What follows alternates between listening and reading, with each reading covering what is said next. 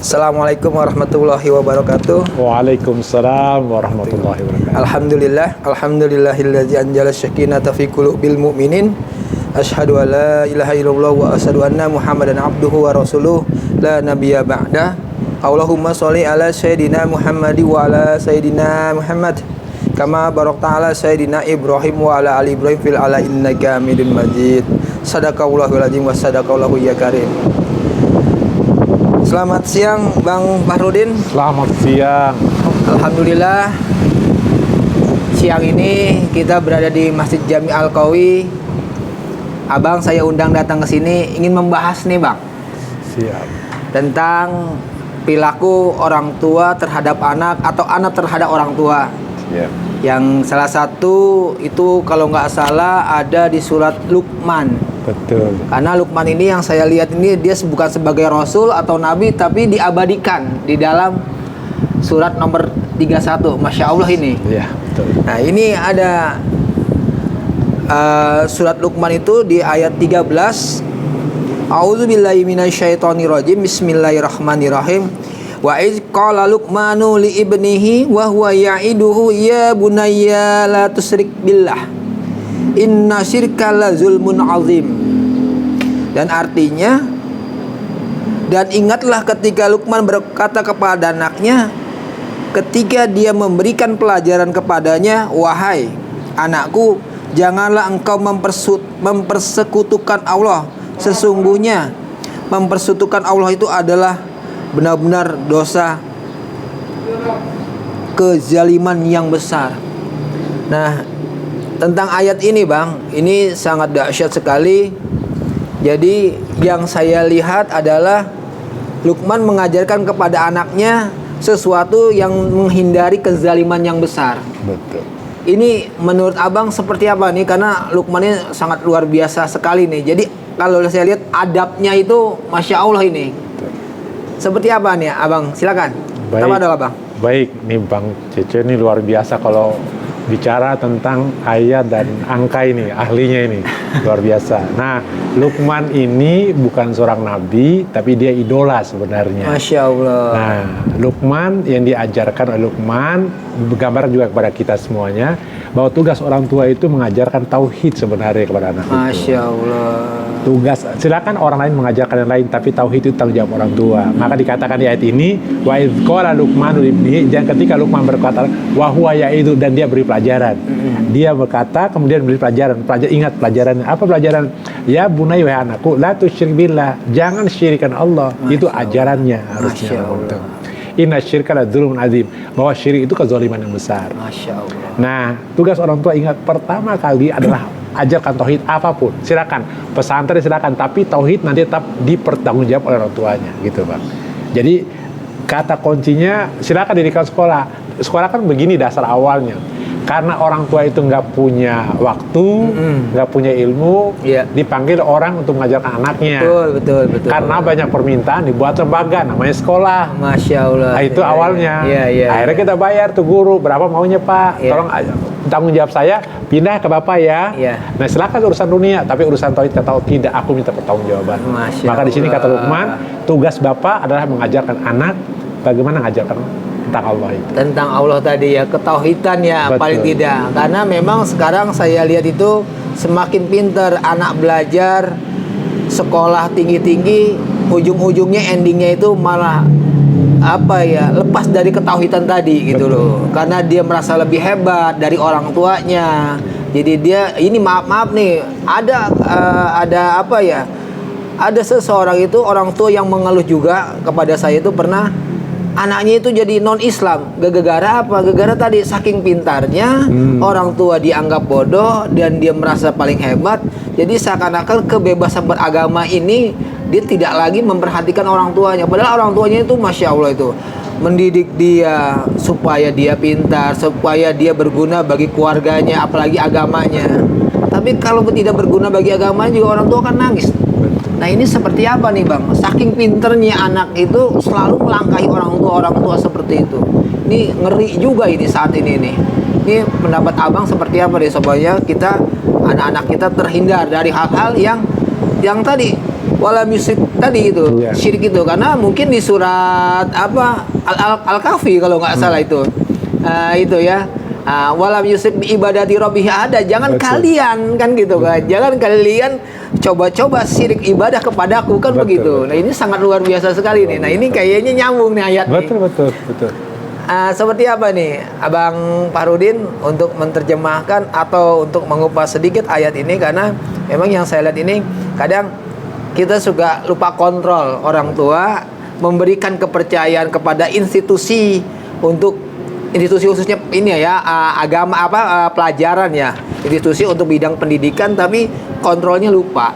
Gitu loh. Ini jangan sampai kontrolnya lupa. Seperti apa sih kita memberikan masukan-masukan kepada teman-teman kita, sahabat-sahabat kita yang notabene mereka itu tanda kutip mungkin bukan iman yang lemah, tapi mungkin dalam keberagamaannya dia itu lemah untuk mengetahui Islam seperti apa sih gitu loh. Jangan sampai juga kecolongan gitu loh Bang. Betul. Apa dulu Bang? Silakan. Oke, baik. Kalau abang tadi mengatakan seperti itu, bukan soal pintarnya, enggak. Adabnya yang pertama. Adabnya. Karena adab utama. Kalau udah adab, mungkin tidak bisa tidak. Anak akan berbakti pada orang tuanya. Kalau pintar banyak, abang juga tahu yang Fir'aus itu. Iya. Firaun, Korun, Haman, itu lebih hebat semua. Dalam segi pintaran Haman hebat, Korun kekain hebat, Firaun juga hebat, tapi nggak ada adabnya, hancur udah. Tipe-tipe manusianya. Makanya kalau dari pintar, bukan pintarnya aja, adalah adab itu. Nah, keluarga lah yang mengajarkan, terutama si bapak. Karena apa kata si bapak, pasti diikuti anaknya.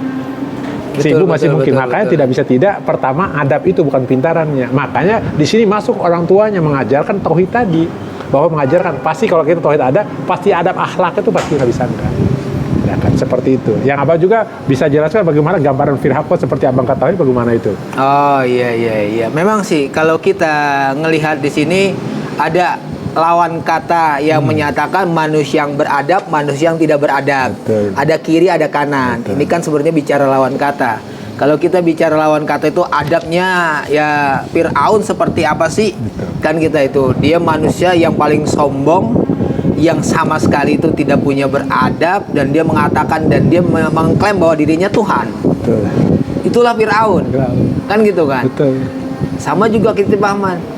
Salam warahmatullahi wabarakatuh. Monggo silakan. Iya. Ayo lanjut. Tarik gitu. Ayo. Tarik. Iya, silakan Dak gitu.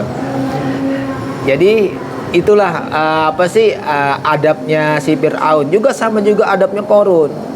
Korun ini dia saking kayanya, saking hebatnya, semua merasa dikatakan miskin. Akulah yang paling kaya kan begitu.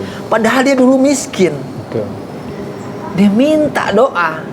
Yaitulah yaskuruna walam yaskurullah. Barang siapa yang tidak pandai-pandai bertusuk kepada manusia, sehingga dia tidak pandai bertusuk kepada Allah kan gitu. Dan ini tipikal manusia ini. Gitu loh. Nah, memang ya ini tadi ada bener Bang itu. Nah, itu ada dua manusia, yang satu dia mengatakan bahwa dia sebagai Tuhannya, yang satu mengatakan dia sebagai orang hebat. Betul. Kan gitu. Ada lagi orang yang intelektual yang dikatakan dengan Haman. Betul. Apa sih yang nggak dibikin Haman? Orang taman aja dibikin itu tanpa tiang kok. Betul. Taman Babylon sampai saat ini, Masya Allah. Piramidnya dibangun buat ngeliat Tuhannya Musa. Masya Allah kan gitu. Sinting juga nih kita bilang. Nih parah juga ini Haman ini. Udah manusia paling sinting, bosnya sinting kan gitu kan. Waduh, repot juga ini si Haman ini. Dan dia mengklaim dia paling hebat. Orang itu nggak ada yang paling pintar, dia yang paling pintar. Kan seperti itu. Ada lagi satu lagi. Nah ini nih yang bahaya ini Bang, yang namanya Samiryu nih. Bahasa Samiryu itu bahasa samar ini. Nggak kelihatan orangnya tapi samar-samar. Iya. Ini yang bahaya ini. Mengatakan orang yang dialah paling ahli ilmu. Kan gitu kan. Yang paling hebat, yang siapa sih yang nggak kenal dengan si Haman ini. Sampai-sampai juga Musa juga dibohongin sama si Samiri ini. Bukan Haman, Samiri. Tuh, Musa ketika di Gua Tursina melihat sebuah cahaya. Aku mau ke sana. Kan dibilang nih kan. Gitu loh. Aku mau ke sana mau melihat cahaya itu. Syukur-syukur di atas di Gua Tursina itu ada kehidupan. Tapi kan si Samiri ini kan kacau. Dipikir Tuhannya Musa itu adalah api tadi kan gitu. Nah ini Samiri kerjanya gitu loh. Nah udah gitu dia menggali ilmu jadi orang pintar, jadi kiai lah sekarang lah gitu loh. Tapi dia hanya berpikir pada golongannya sendiri. Ini bahaya. Makanya disebut dengan ahli kitab. Sampai-sampai kan gitu kan. Beliau ini sampai-sampai beliau ini apa ya, mengklaim bahwa dirinya itu udah paling hebat. Dan dia sebagai penulis buku yang bukunya itu 3 keledai kalau nggak salah itu. Di bawah 3 keledai itu, Masya Allah itu nggak keangkut Bang. Coba itu. Karena tadi tidak beradab tadi. Itu kan yang sangat luar biasa itu, Mas Arul. Nah, ini kita juga banyak kan seperti itu. Nah, kita kembali lagi feedback, naik aja. Oh, berarti itu sisi gelap. Wala yusrik bi ibadati rabbih ahada, jangan kalian sekali-sekali syirik beribadah kepadaku. Kan gitu. Kan Allah menyatakan seperti itu di surat Al-Kahfi ayat 110, kan jelas. Kan gitu. Semuanya sama. Ana basarum mislukum, jelas itu kan gitu. Kamu manusia sama dengan aku manusia. Kan klaimnya surat itu seperti itu. Allah ngajak semua itu kalian manusia kan gitu. Nah, kan gitu. Betul. Iya. Padahal Allah juga mengklaim bahwa dirinya itu adalah paling tinggi. Dirinya yang adalah pemberi syafaat. Kan gitu. Wa Allahul ladzi khalaqas samawati wal ardh wa ma bainahuma fi sittati ayyam. Kan gitu. Aku ciptakan dunia. Nah, aku ciptakan langit dan bumi beserta isinya dalam 6 masa. Kan gitu kan. Fi sittati ayyam, kan langit dan bumi. Berarti kan ada siang dan malam. Bis samawati wal ardh, kan gitu, langit dan bumi kan gitu. Mi wali wala safi gitu kan. Nah, di situ dikatakan apa kalian tidak berpikir siapakah yang memberi syafaat kecuali aku selain aku kan gitu kan. Yang ayatnya bunyinya kalau nggak salah itu ayat nomor 3 surat Al-Sajdah 3 itu. Allahul ladzi khalaqas samawati wal arda wa ma bainahuma fi sittati ayyamin summa istawa 'alal 'arsy ma lakum min dunihi min waliyyin wala shafi' afala tatazakkarun.